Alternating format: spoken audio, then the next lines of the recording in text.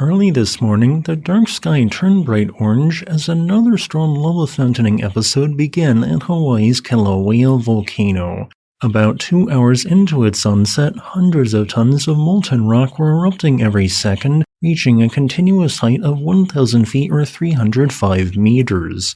And because lower and upper level winds are blowing to the south-southwest away from where everyone lived, the eruption did not cause any terror to fall on people or structures, which, in several previous eruptive episodes, had caused roads to be closed and the national park to be evacuated and closed off. Now, don't be fooled. A similar amount of tephra was generated by today's eruptive sequence when compared to the April 9th episode, just it all fell on empty stretches of the Ka'u Desert. I say this because winds blew in unfavorable directions during 3 of their prior 4 eruptive episodes. Because that didn't happen this time, it meant tourists were actually allowed to view the fountaining of molten rock from various designated national park overlooks as it was propelled upwards by the expansion of gas. Some of this falling hot lava and tephra generated sufficient heat that led to the creation of multiple dust devils, or more specifically whirlwinds of sorts, some of which even climbed a short distance of the caldera rim. All of this occurred due to the eruption of 1200 degrees Celsius molten rock from a vent within the southwest section of Kilauea's summit caldera.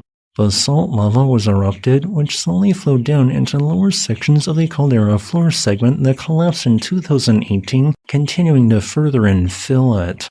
Despite today's eruptive sequence ranking mostly in the middle end of the more than 3 dozen eruptive episodes the same section of Kilauea's summit has produced since December 23rd of 2024, it today passed a record-breaking threshold.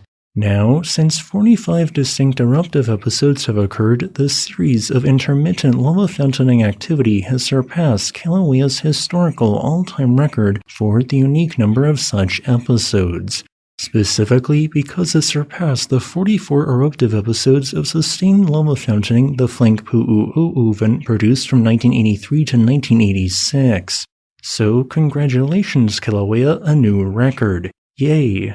While the south vent did initially erupt some lava in a weak manner, it was the north vent that effused more than 99% of all lava.